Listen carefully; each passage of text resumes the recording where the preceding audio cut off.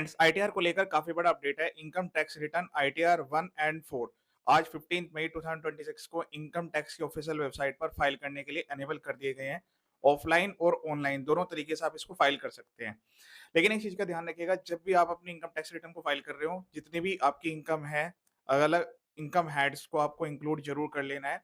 और अगर आपकी इनकम इस नेचर की है कि वो आईटीआर 1 या फिर आईटीआर 4 में कवर नहीं होती है, आप आईटीआर 2 और 3 के लिए एलिजिबल है, तो आप आईटीआर 1 और 4 मत फाइल कीजिएगा। जल्दी ही यहाँ पर इनकम टैक्स की ऑफिशियल वेबसाइट पर आईटीआर 2 एंड 3 भी अवेलेबल होंगे। आईटीआर 1 और 4 के रिगार्डिंग डिटेल वीडियो मेरे यूट्यूब चैनल पर अवेलेबल है, और बाकी स्पेशल इनकम वाइज भी मैं सारी आईटीआर अपने यूट्यूब चैनल पर अपलोड करूंगा।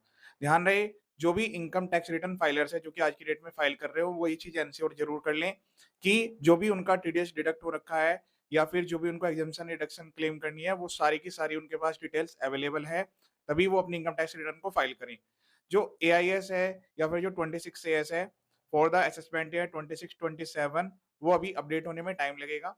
जो भी रिपोर्टिंग एजेंसी है वो यहाँ पर सारी डिटेल्स अपलोड करेंगी। उसकी जो लास्ट डेट होती है उनके लिए एक्सेप्टेड ट्रांजेक्शन जब अपलोड होती है तो 31 मई होती है। उसके बाद उसको जो है 1 वीक यहाँ पर अप्रोक्सीमेटली अपडेट होने में लगेगा। तो अभी जो भी आपकी डिटेल्स आपके पास यहाँ पर हैं, अगर आपको लगता है कि वो कंप्लीट है, वो इनकम नेचर से हैं, या फिर आपका जो टीडीएस या टीसीएस जो है डिडक्ट या कलेक्ट कर लिया गया है, तभी आप अपनी इनकम टैक्स रिटर्न को फाइल करें।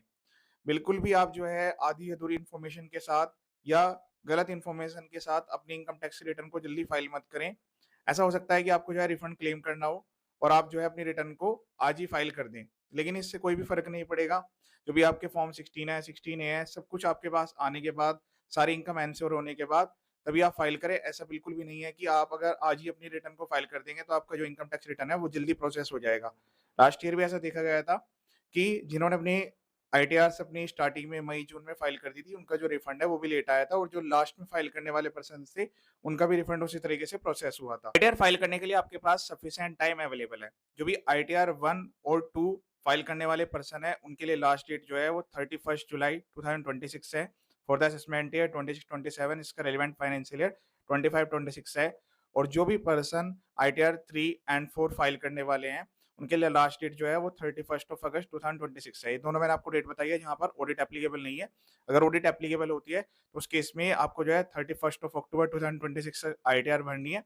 और अगर आपके ट्रांसफर प्राइजिंग के रूल्स एप्लीकेबल रहते हैं तो उस केस में जो है 30 नवंबर 2026 आपकी डेट रहने वाली है। इस वीडियो को शेयर जरूर कीजिएगा। ये वीडियो देखने के लिए थैंक यू सो मच।